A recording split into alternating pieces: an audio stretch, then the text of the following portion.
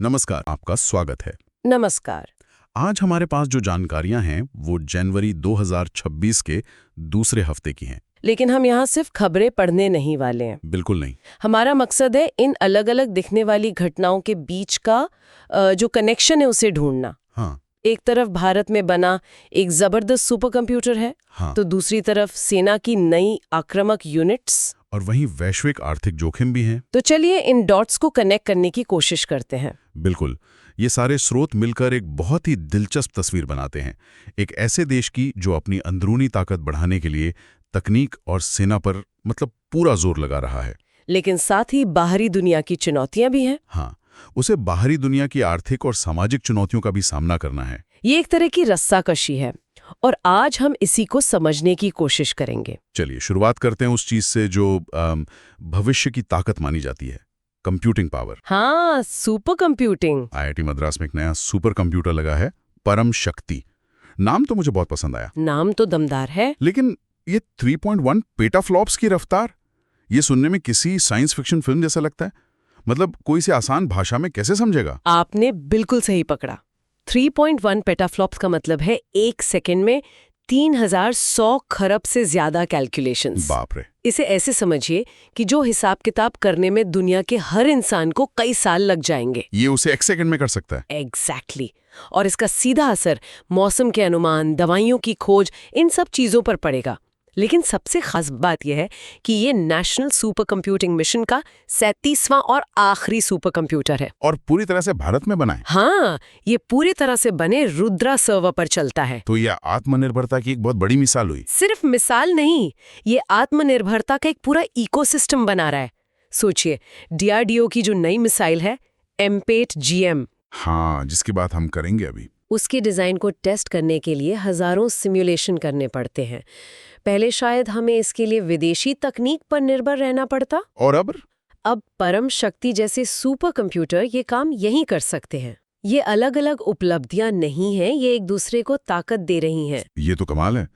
Hi tech computer से लेकर सड़कों तक ये आत्मनिर्भरता की सोच हर जगह दिख रही है। बिल्कुल। अब जैसे ये बायोबिटुमिन की खबर है, भारत दुनिया का पहला देश है जो धान की पराली से सड़क बनाने वाला बिटुमिन बना रहा है। हाँ, ये वेल्थ फ्रॉम वेस्ट का एक बेहतरीन उदाहरण है। और इसके फायदे तो दोहरे हैं। हाँ, और यही बात इसे और भी शानदार बनाती है।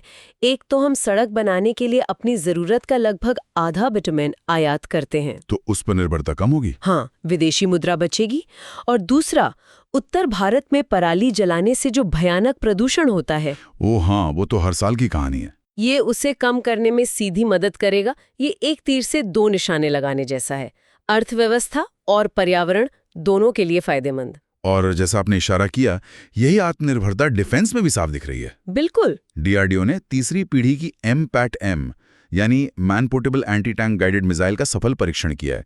और ये एक फायर एंड फोगेट मिसाइल है। हाँ, और फायर एंड फोगेट का मतलब है कि एक बार सैनिक ने इसे लॉन्च कर दिया तो उसे निशाना साधने की जरूरत नहीं है। मिसाइल खुद अपना टारगेट ढूंढ लेगी, खुद ढूंढकर तबाह कर देगी, चाहे दिन हो या रात। इसमें लगा इमेजिंग, इंफ्रारेड सीकर से लेकर इसका प्रोपल्शन सिस्टम तक सब कुछ भारत में बना है। तो ये हमारी स्वदेशी रक्षा क्षमता को दिखाता है। हाँ, कि वो कितनी तेजी से बढ़ रही है। अच्छा, इस आत्मनिर्भरता के साथ साथ एक और बात हो रही है, वैश्विक साझेदारी की। ये खबर है कि भारत को पैक्स सिलिका में शामिल होने का न्योता मिल सकता है। ये पैक्स सिलिका क्या चीज है? सुनने में तो बड़ा ऐतिहासिक सा नाम लगता है। नाम तो ऐसा ही है, लेकिन इसका मकसद बिल्कुल आधुनिक है। ये एक अमेरिकी नेतृत्व वाली एक रणनीतिक पहल है। और मकसद क्या है इसका? इसका सीधा सा मकसद है आर्टिफिशियल इंटेलिजेंस और दूसरी भविष्य की टेक्नोलॉजी के लिए जो सिलिकॉन चिप्स और सेमीकंडक्टर चाहिए, उनकी सप्लाई चेन को सुरक्षित करना। हाँ, और चीन जैसे कुछ देशों पर निर्भरता कम करना। लेकिन यहाँ एक सवाल उठता है, क्या इस तरह के किसी अमेरिकी नेतृत्व वाले ग्रुप में शामिल होने से भारत की अपनी रणनीतिक स्वायत्तता पर कोई असर नहीं पड़ेगा? ये एक बहुत जरूरी सवाल है और ये हमेशा एक चैलेंज रहता है।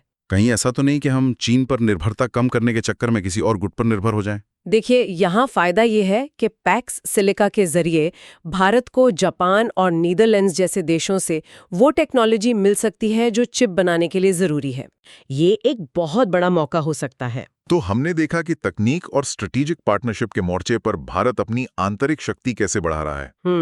और ये नई सोच सिर्फ मशीनों तक ही सीमित नहीं है, ये हमारी सेना की रणनीति में भी उतर रही है, जैसे कि ये नई भैरव बटालियनें बनाई गई हैं। हाँ, और ये सिर्फ नाम का बदलाव नहीं है, ये सेना की सोच में एक बहुत बड़े बदलाव का संकेत है। वो कैसे? इन बटालियनों को पैरा स्पेशल फोर्सेस और हमारी पारंपरिक इन्फेंट्री के बीच की जो खाई है उसे भरने के लिए बनाया गया है। तो ये हाई स्पीड यूनिट्स होंगी?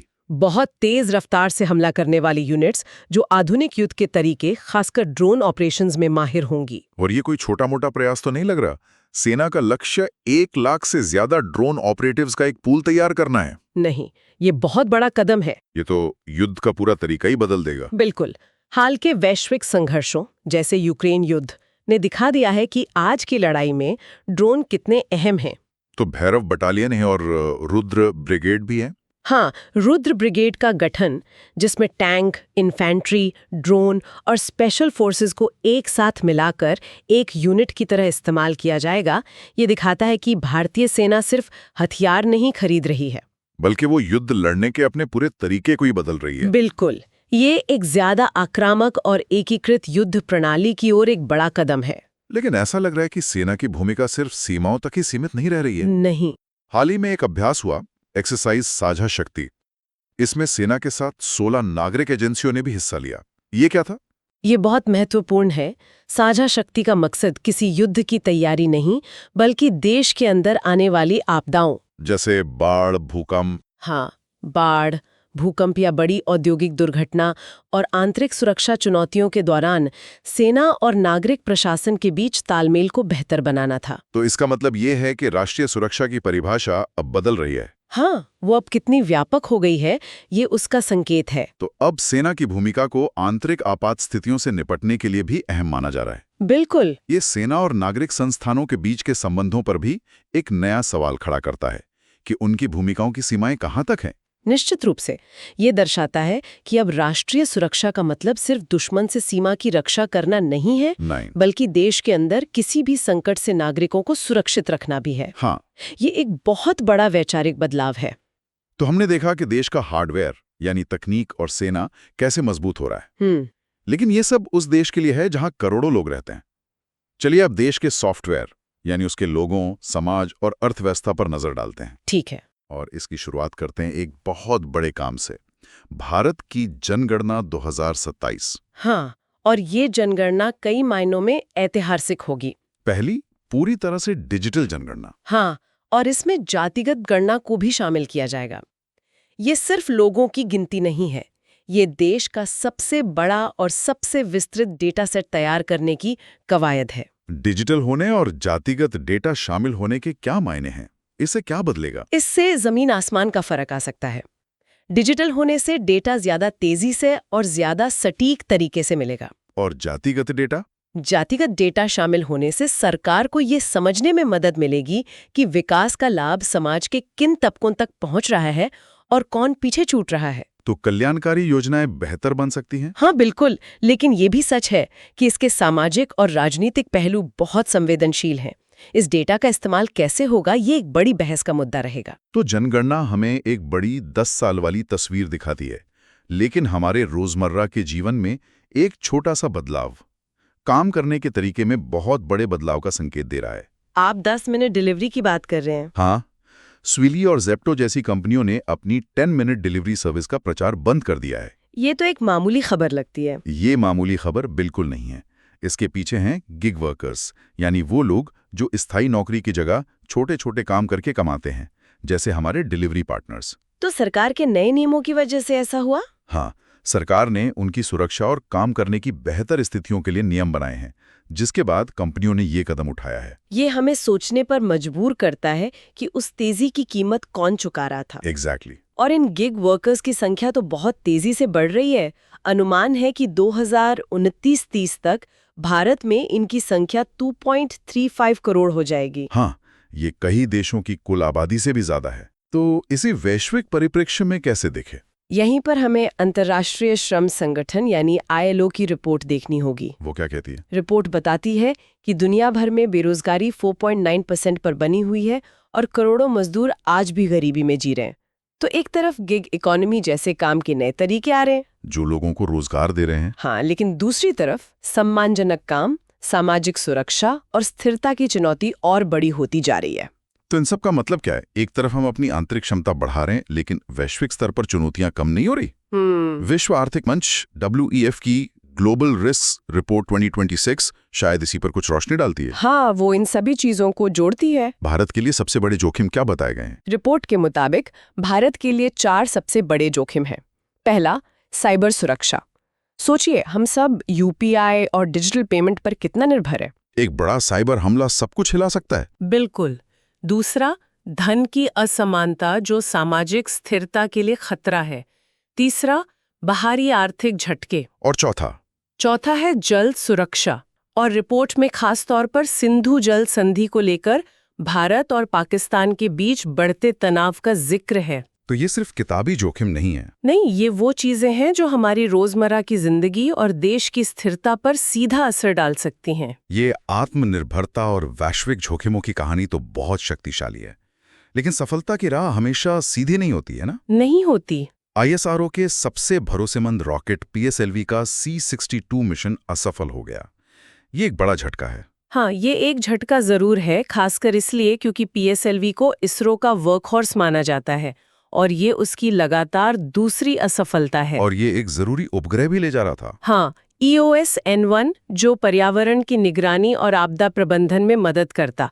लेकिन देखिए, अंतरिक्ष अभियानों में असफलताएं प्रक्रिया का हिस्सा होती हैं। तो आप कह रहे हैं कि इससे घबराने की जरूरत नहीं है? घबराने की नहीं, बल्कि सीखने की जरूरत है।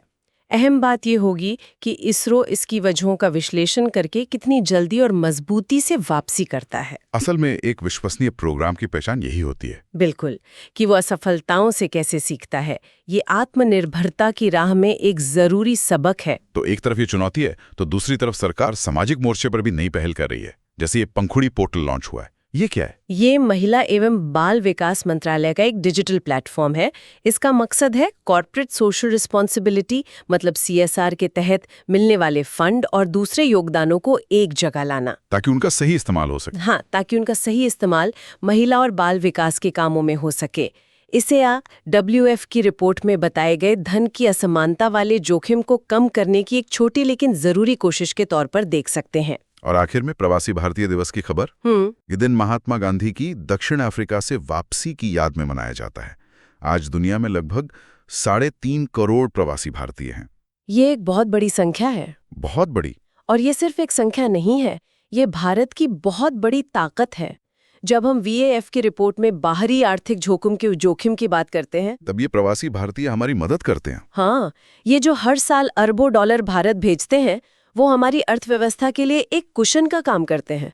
और इसके अलावा ये दुनिया भर में भारत की सॉफ्ट पावर के सबसे बड़े दूत हैं। इसीलिए सरकार उन्हें जोड़े रखने की कोशिश करती है। बिल्कुल, नो इंडिया प्रोग्राम जैसी पहलों से। तो ये थी इस हफ्ते की कहानी।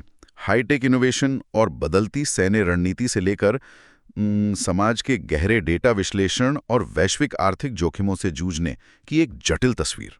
इन सभी स्रोतों को एक साथ देखने पर एक पैटर्न बिल्कुल साफ नजर आता है। वो क्या? भारत अपनी अंदरूनी क्षमता का निर्माण करने में पूरी ताकत से जुटा है, चाहे वो सुपर कंप्यूटर हो, बायोबिटुमिन हो या विशेष सैन्य इकाइयां। लेकिन बाहरी दुनिया की चुनौतियां भी हैं। हाँ, साथ ही UN, ILO और WEF जैसी संस्थाओं की रिपोर्टें हमें याद दिलाती हैं कि बाहरी दुनिया की चुनौतियां जैसे आर्थिक मंदी, रोजगार का संकट और भू राजनीतिक तनाव लगातार बढ़ रही हैं। तो आखिर में ये सब हमें एक बड़े सवाल पर लाकर खड़ा कर देता है। हाँ, और वो सवाल ये है कि एक देश अपनी अंदरूनी ताकत और इनोवेशन का सबसे अच्छा इस्तेमाल कैसे कर सकता है ताकि वो बाहरी दुनिया के इन बढ़ते हुए अशांत और अप्रत्याशित जोखिमों के खिलाफ खुद को न सिर्फ बचा सके बल्कि और मजबूत बना सके।